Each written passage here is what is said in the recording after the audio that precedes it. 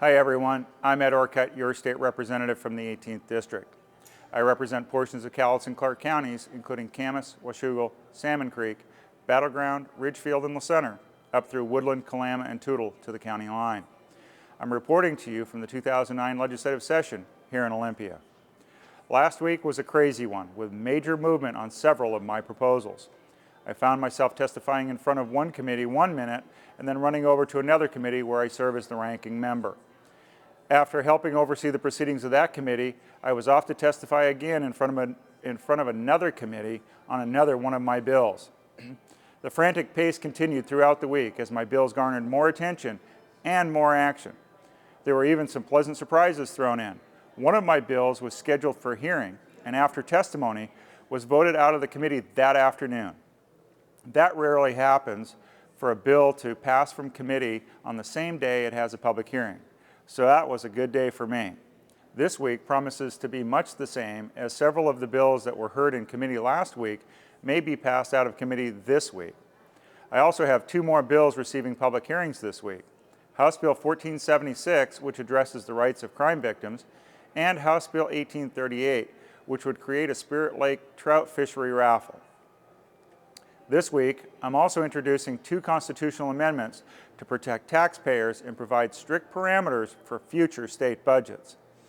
With the death of our state's previous spending limit, Initiative 601, we've seen what happens when the legislature has no set parameters for spending taxpayer dollars. We're in the middle of a $6 billion deficit that is due, in large part, to the fact that the legislature refused to live within its means and went around specific parameters of state population and inflation increases. My first proposal, House Joint Resolution 4207, would establish a state spending limit for the fiscal year beginning July 1st, 2010. The fiscal limit mirrors the original language found in the voter-approved Initiative 601 by limiting expenditures to an increase in the state's population and inflation growth over the previous 3 years. If lawmakers had stayed true to the spirit and provisions of Initiative 601, we would certainly not be in the same situation we're in today. Our budget would be much easier to write.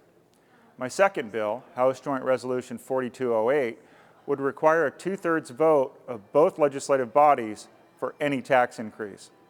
You, the voters of this state, want protection from the tax increases by elected officials.